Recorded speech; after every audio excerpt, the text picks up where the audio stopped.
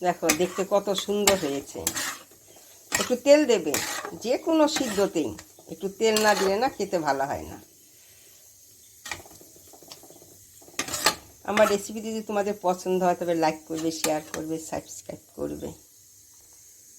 আমি আজকে বেগুন ভর্তা করবো, এই জন্য এই বেগুনটাকে কি করছি, এই যে অল্প এই যে চিড়ে নেব, নিয়ে এর মধ্যে আমি এই যে একটা একটা করে এখানে রসুন দেব, রসুনের কোয়াগুলো একটা একটা করে ঢুকিয়ে দেবো এখানে।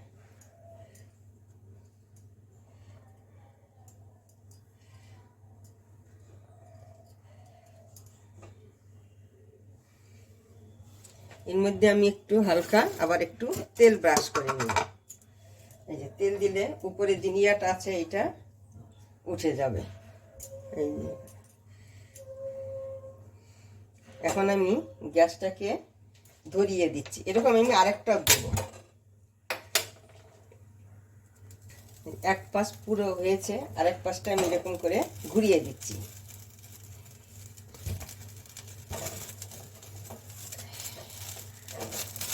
এইভাবে আমার বেগুনটা সিদ্ধ হয়ে গেছে, দেখেছি যে। এখন আমি এটাকে নামিয়ে নিচ্ছি, নামিয়ে আমি এখন গ্যাসটা একটু কমিয়ে দিই। টমেটো আছে, টমেটোগুলো একটু পুড়িয়ে নেব। এটা দেশি টমেটো, এটা টক টক হয়। এই যে কয়েকটা শুকনো লঙ্কা আমি পুড়িয়ে নিব। আমি শুকনো লঙ্কা ভাজাই দেব না, না দিলে এটা পোড়াতে দেবো, কেন বেগুনও পোড়া, টমেটো পুড়িয়ে নিচ্ছি। পোড়ার সেন্টটা না অন্যরকম হয়, একবার তোমরা খেয়ে দেখো। এইভাবে শুকনো লঙ্কা পুড়িয়ে খাবে, ওটা সেন্টে আলাদা। পোড়া জিনিসে সব কিছু পোড়া পোড়া হলেই ভালো হয়। পেঁয়াজ তো আর পোড়া যাবে না, পেঁয়াজটা পোড়া যাবে কিনা জানি না, আমি করিনি, পোড়াবো না। এরকম আমি লঙ্কাগুলোকে পুড়িয়ে নিয়েছি। এখন এগুলোকে আমি আবার একটু উল্টিয়ে দিচ্ছি, গরম লাগছে, হাত দিয়ে করতে পারছি না।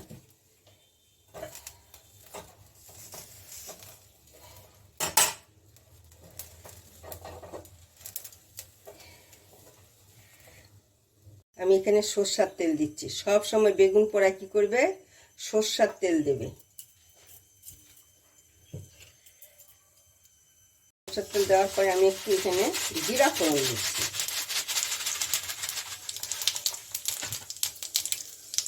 এখন আমি এখানে রসুন দিচ্ছি। রসুনটা আমি এই যে থেতো করে রেখেছিলাম, এই রসুনটা দিলাম।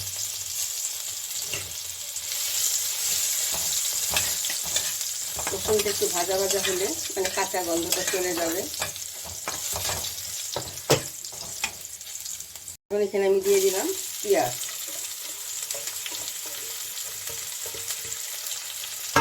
যে যেমন পেঁয়াজ খাবে সেই অনুযায়ী তোমরা পেঁয়াজটা দেবে। পেঁয়াজটা কিন্তু আমি খুব একটা বেশি ভাজবো না, একটু মজে আসলে আমি বেগুনটাকে দিয়ে দেব। এই যে পেঁয়াজটা এই যে এরকম কালার এসছে,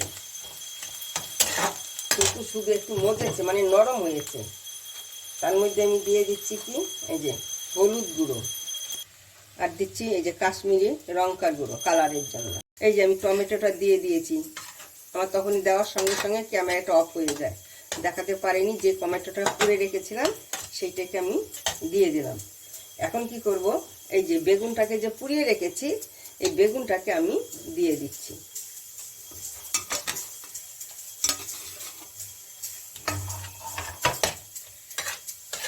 বেগুনের সঙ্গে যে রসুনটা পুড়িয়ে রেখেছিলাম ওইটা আমি এর সঙ্গে দিয়ে দিয়েছি।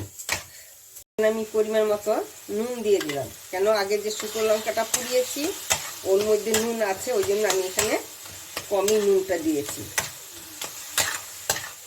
যত ভাজা ভাজা হবে ততই কিন্তু জলটা, বেগুনের জলটা যত কমবে ততই ভালো লাগবে, যত শুকিয়ে যাবে ততই ভালো লাগবে, কিন্তু টাইম লাগে, এত সময় আর ধৈর্য আছে।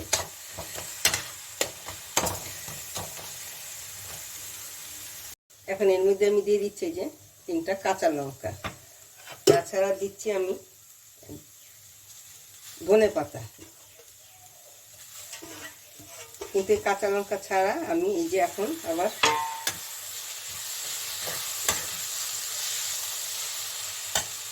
এই যে লঙ্কাটা আমি ভেজে রেখেছিলাম, শুকুরিয়ে রেখেছিলাম, ওই লঙ্কাটা আমি এখানে দিয়ে দিচ্ছি।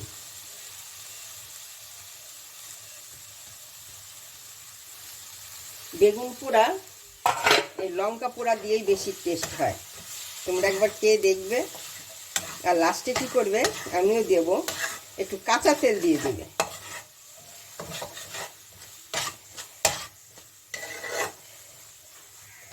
এখন এখানে আমি কি করব, এই যে কাঁচা তেল, কাঁচা সরষের তেল আমি দিয়ে দিচ্ছি। যদি দেখো কম পড়েছে, বেশি তেল তেল মনে হচ্ছে, তাহলে একটু বেশি দেবে, সেই আইডিয়া করে দেবে। প্রথমে একটু কমিয়ে দেবে, লাস্টে তেলটা দিলে তোমরা প্রথমে তেলটা অল্প কম দেবে, পরে আবার লাস্টে তেল দিয়ে নামিয়ে দেবে। আমার হয়ে গেছে, এখন আমি এটাকে নামিয়ে নেব।